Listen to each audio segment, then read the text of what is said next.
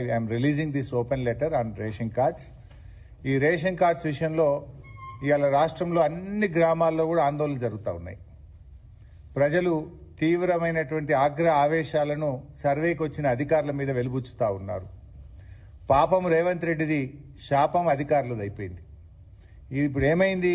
Ration కార్డుల selection ఎక్కడ జరగాలి? గ్రామాల్లో జరగాలి.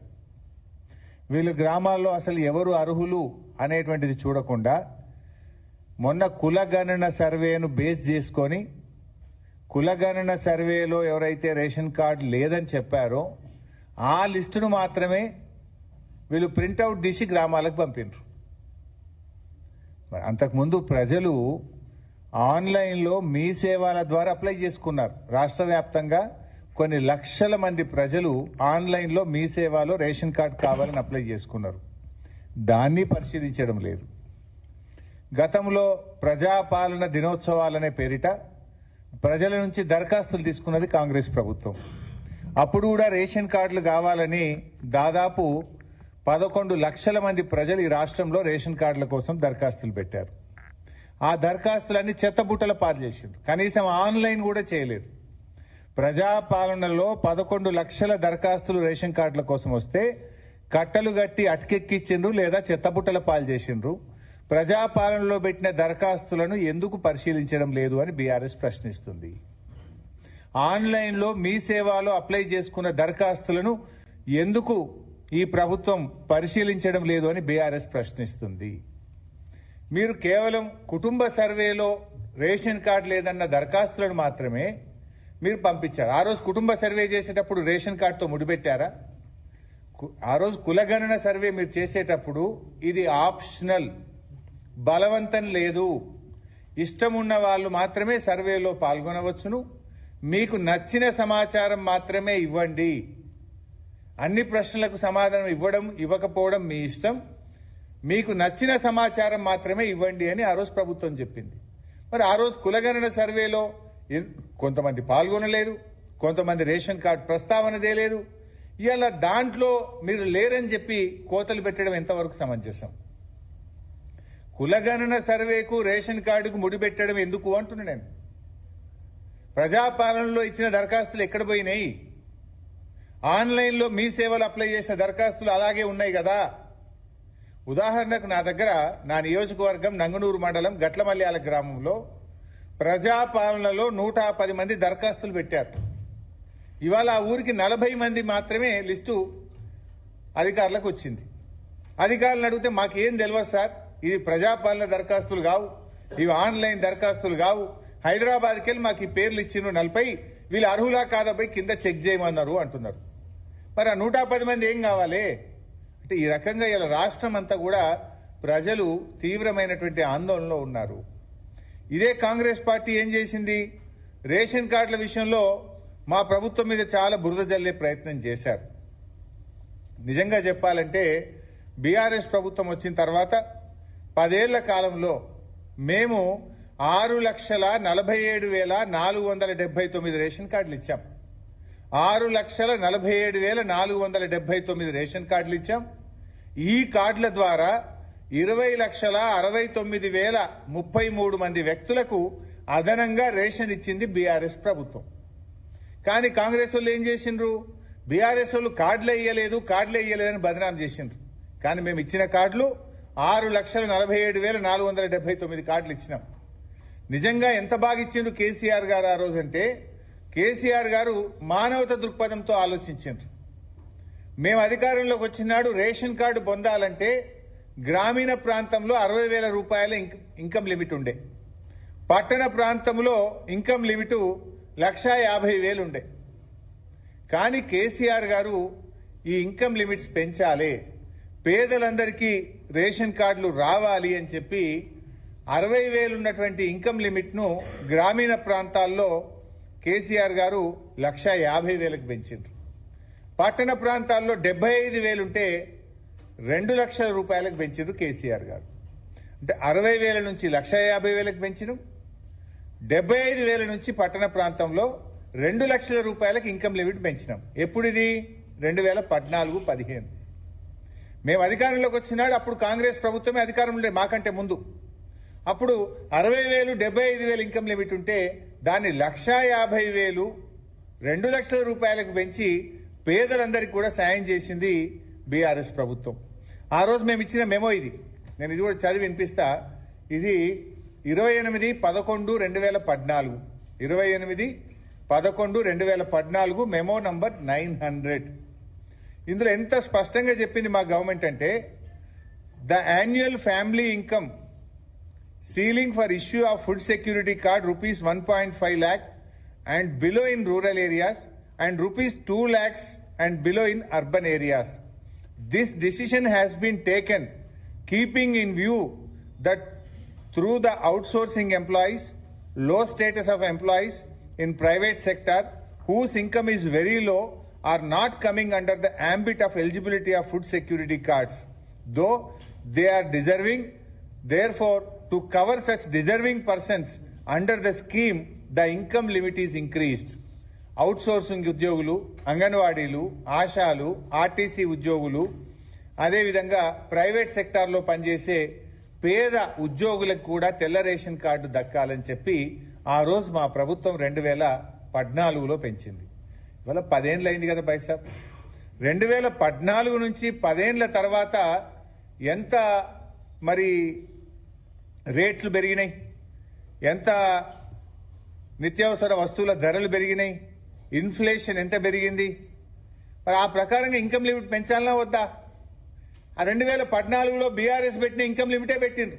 మరి మేము కూడా ఆ రోజు గదే 60,000 గదే 75,000 పెట్టే రేషన్ కార్డులు ఇవ్వాల్సిన అవసరమే ఉండకపోవు కదా బీఆర్ఎస్ ప్రభుత్వానికి. మాదేమో మానవతా దృక్పథం. మేమేమో ఎంత ఎక్కువ మందికి కార్డులు ఇవ్వాలని మేము ఆలోచిస్తే, మీరేమో ఎంత ఎక్కువ మందికి కోత పెట్టాలని మీరు ఆలోచిస్తున్నారు. 2014 నుంచి 2024కు 10 ఏళ్ల కాలంలో రిజర్వ్ బ్యాంక్ ఆఫ్ ఇండియా చెప్పిన ఇన్ఫ్లేషన్ లెక్క, రిజర్వ్ బ్యాంక్ ఆఫ్ ఇండియా ఏం చెప్పింది? Average inflation is 5.42% per year. 5.42% per year అంటే 10 ఏళ్లకు మనం లెక్క పెడితే 69.60% ప్రైస్ ఇంక్రీజ్ ఉన్నది. నిత్యావసర వస్తువుల ధరలు 2014 నుంచి 2024 మధ్య మొత్తం దేశవ్యాప్తంగా రిజర్వ్ బ్యాంక్ ఆఫ్ ఇండియా లెక్కల ప్రకారంగా 10 సంవత్సరాలకు క్యుములేటివ్ గా చూస్తే అది 69.60% అంటే దాదాపు 0.7%, 70%. దీని ప్రకారంగా ఏం చేయాలి? 1.70 ఇంటూ ద ప్రీవియస్ రేట్ అంటే ఆ రోజు 1,50,000 ఉంది బైసాబ్ రూరల్లో. 1,50,000 ఇంటూ 1.7 కొడితే ఏమైతుంది? ఆ ఆదాయము మనం ఆ రకంగా పెంచవలసినటువంటి అవసరం ఉంటుంది. కానీ మీరేం చేస్తుండ్రు? అది పెంచే ఆలోచన చేయకుండా ఈరోజు పాత రేట్లనే కొనసాగించేటువంటి ప్రయత్నం చేస్తున్నారు. మరి ఆ రకంగా మేము ఆ రోజు 2.5 టైమ్స్ పెంచాం. 2.5 టైమ్స్ అంటే 60,000ను మనం ఆ రోజు 1,50,000, 75,000ను 2 లక్షలు అంటే 2.5 రెట్లు రేషన్ కార్డులు ఇవ్వడానికి ఆ రోజు 2.5 రెట్లు గత ప్రభుత్వం పెంచింది, ఇన్కమ్ లిమిట్ పెంచింది. మీరు 2.5 రెట్లు పెంచుతారా? At least 0.7%. Inflation Reserve Bank of India చెప్పిన ప్రకారంగా ఇన్ఫ్లేషన్ ప్రకారంగా మీరు ఆ 1.7 మీరు చేయాల్సినటువంటి అవసరం ఎంతైనా ఈ రోజు ఉంది. ఆ రకంగా చేస్తే ఏమైతుందంటే ఇవాళ బీఆర్ఎస్ డిమాండ్ చేసేది గ్రామీణ ప్రాంతంలో 1,50,000 ఉన్నటువంటి దాన్ని మీరు 2,55,000కు పెంచాలని బీఆర్ఎస్ డిమాండ్ చేస్తుంది. పట్టణ ప్రాంతంలో కూడా ఇన్కమ్ లిమిట్ 2.5 లక్షల రూపాయలు ఉంది. దాన్ని 1.7తో మీరు మల్టిప్లై చేసి 3,40,000కు పెంచాలని బీఆర్ఎస్ డిమాండ్ చేస్తుంది. అప్పుడు నిజంగా పేదలు కవర్ అవుతారు. మేము ఆ రోజు కేసీఆర్ది మానవత దృక్పథం, పేదలకు అందాలని కేసీఆర్ ఆలోచన, పేదలకు ఎట్లా కోతలు పెట్టాలన్నది రేవంత్ రెడ్డి ఆలోచన. ఇంతే తేడా. ఆ రోజు మేము 2.5 రెట్లు పెంచాం, మరి ఈ రోజు మీరు ఎందుకు పెంచరు అని మేము అడుగుతా ఉన్నాం. సో బీఆర్ఎస్ ఈజ్ డిమాండింగ్ ఈ ఇన్కమ్ లిమిట్ ను 2014లో బీఆర్ఎస్ డిసైడ్ చేసిన ఇన్కమ్ లిమిట్ కాకుండా రిజర్వ్ బ్యాంక్ చెప్పిన ఇన్ఫ్లేషన్ ఆధారంగా గ్రామీణ ప్రాంతంలో 2,55,000ను, పట్టణ ప్రాంతంలో 3,40,000 రూపాయల ఇన్కమ్ లిమిట్ కు పెంచి పేదలందరికీ రేషన్ కార్డులు అందించాలని ఈ రోజు బీఆర్ఎస్ పార్టీ డిమాండ్ చేస్తా ఉంది. అంతేకాకుండా ఆ రోజు మేము చాలా నిర్ణయాలు తీసుకున్నాం. ఆ రోజు ఇన్కమ్ లిమిట్ పెంచాం, అవుట్ సోర్సింగ్ ఎంప్లాయీస్ అందరికీ కూడా అంగన్వాడీలకు ఆశాలకు కూడా తెల్ల రేషన్ కార్డులు ఇవ్వండి అని చెప్పాం. జర్నలిస్టులకు కూడా తెల్ల రేషన్ కార్డులు ఇవ్వండి అని చెప్పాం. ప్రైవేట్ ఉద్యోగులకు కూడా తెల్ల రేషన్ కార్డులు ఇవ్వండి అని చెప్పి ఇన్కమ్ లిమిట్స్ మేము ఆ రోజు పెంచాం. అంతేకాకుండా ఆ రోజు ఇదే కాంగ్రెస్ పార్టీ ప్రతి మనిషికి 4 కిలోల బియ్యం, ప్రతి కార్డుకు 20 కిలోల సీలింగ్ పెట్టింది.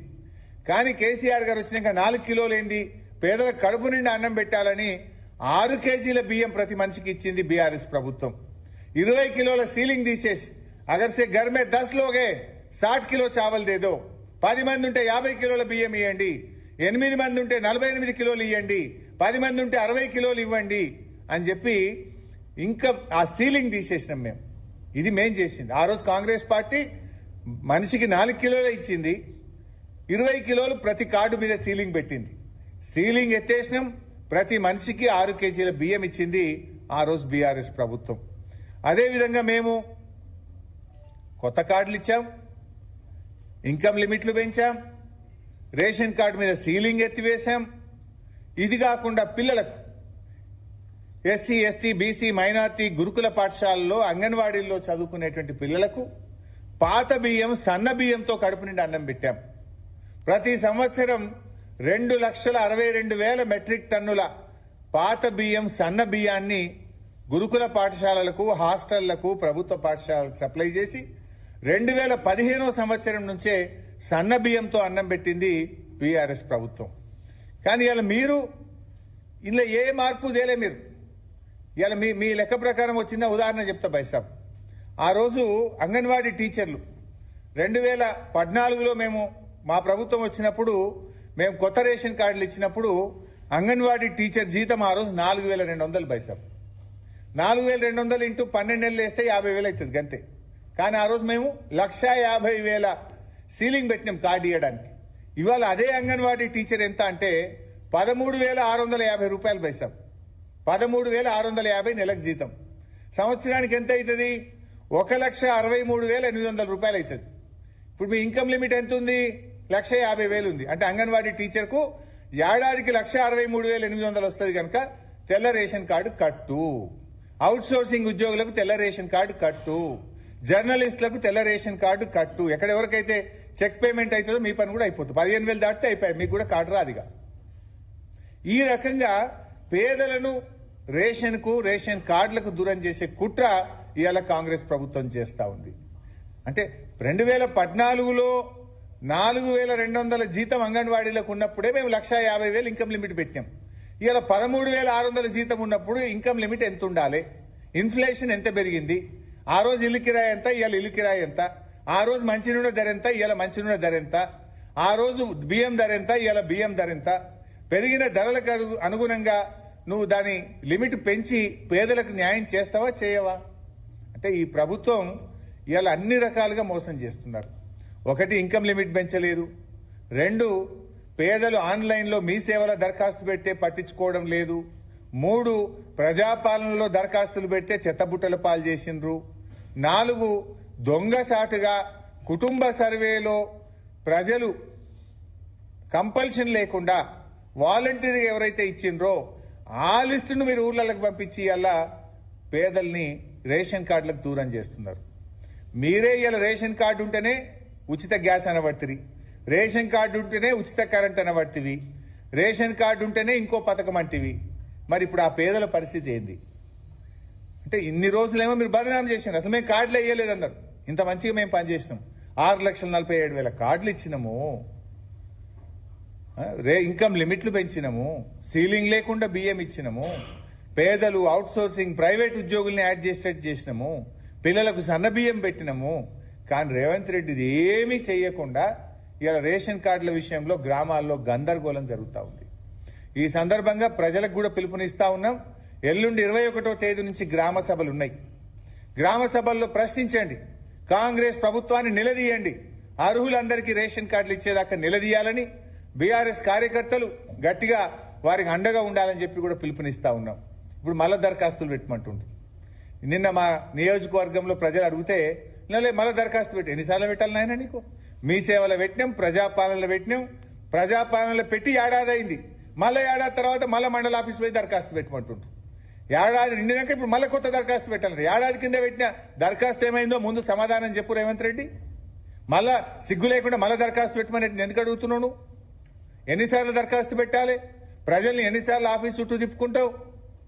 సో షరతులు లేకుండా ఆన్లైన్లో ఉన్న మీ సేవ దరఖాస్తులను, ప్రజాపాలనలో పెట్టిన దరఖాస్తులను, కుటుంబ సర్వేలో పెట్టిన అన్ని కూడా పరిగణలోకి తీసుకొని సర్వే చేసి అర్హులైన వారందరికీ రేషన్ కార్డులు ఇవ్వాలని చెప్పి బీఆర్ఎస్ పార్టీ డిమాండ్ చేస్తుంది. దీనిపైన రేవంత్ రెడ్డి గారి ప్రభుత్వానికి ఒక బహిరంగ లేఖ కూడా ఈరోజు రాయడం జరుగుతూ ఉంది. ఇక రేషన్ కార్డుల కథ ఇట్లుంటే వ్యవసాయ కూలీల్లో బైసాబ్ మీకు కూడా తెలుసు.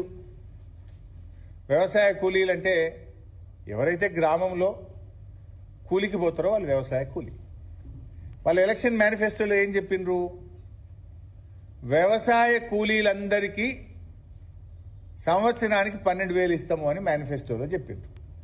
ఊళ్ళకి పోయి ఏ ఊర్లకన్నా పోయి, ఇదే పట్టణాలు అయితే కావు, వ్యవసాయ కూలీలు ఉండేదే ఊర్లల్లా.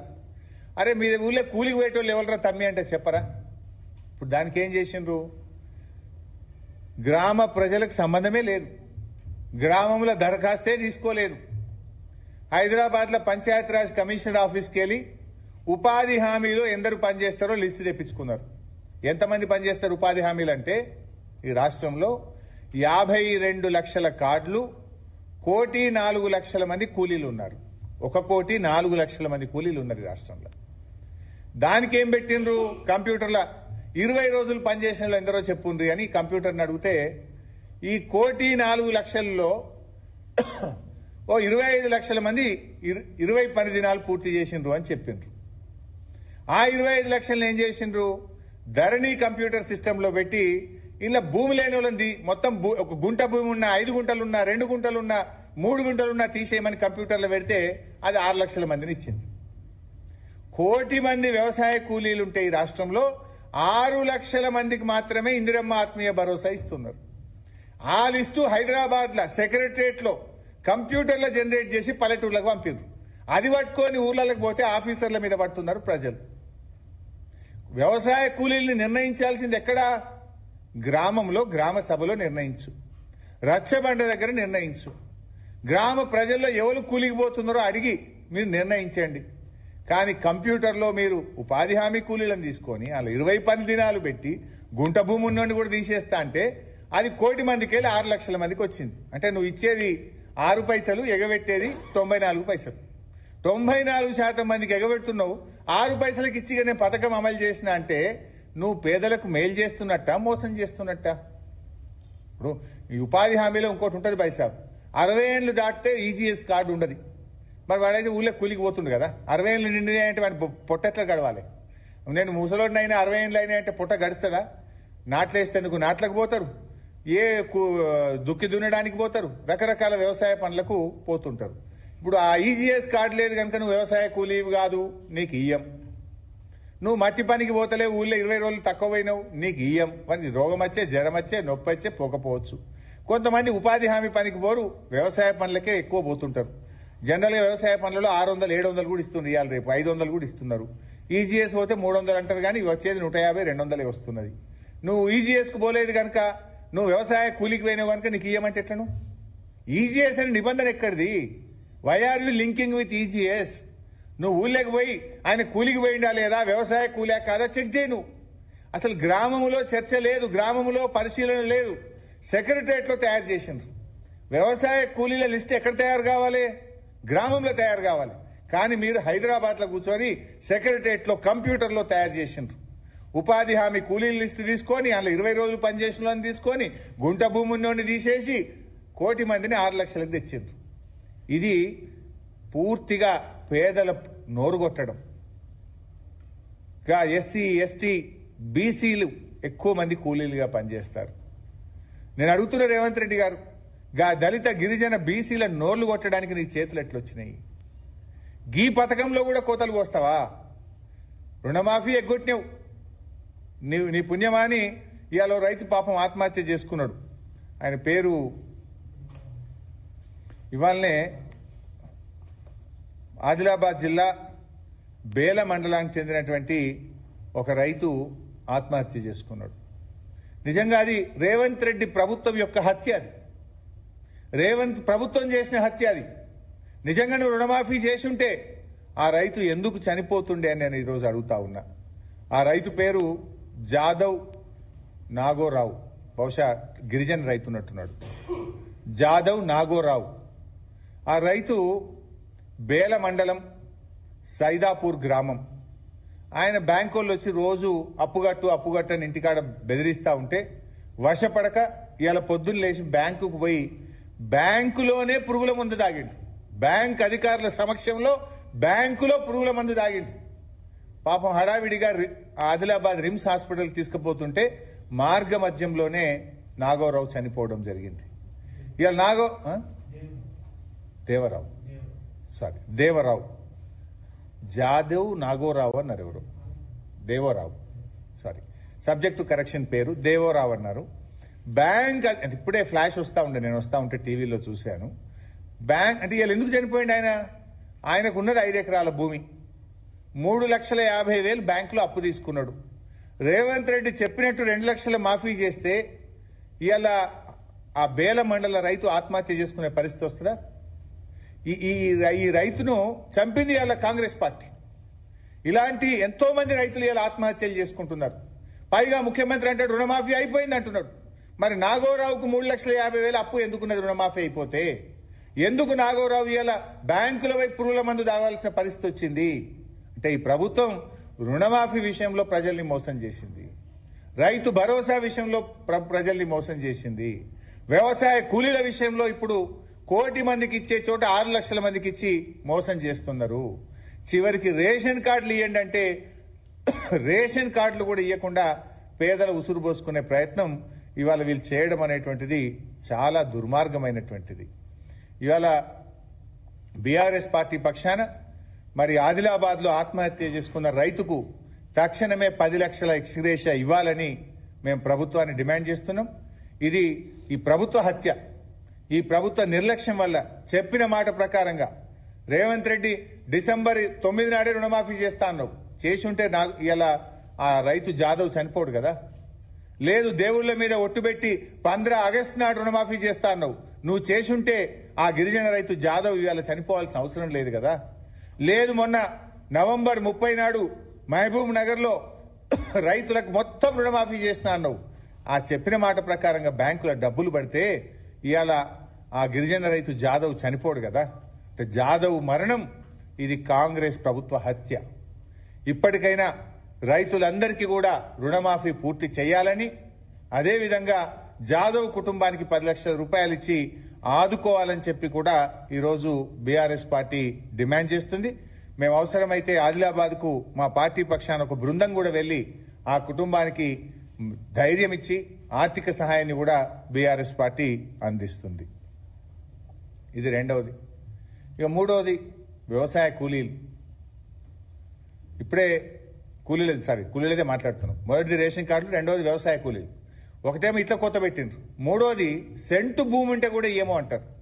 వెనకట ఎస్సీలకు, ఎస్టీలకు, బీసీలకు గవర్నమెంట్ ఒక ఎకరం అసైన్ చేసింది. ఆ ఎకరం తాతల నుంచి తండ్రులు, తండ్రుల నుంచి మనమలకు వచ్చే వరకు 5 గుంటలు వచ్చింది. అది అసైన్డ్ భూమి, 5 గుంటలు ఉంటుంది. అందులో ఏం పంట పండుతుందా, బత్తడా?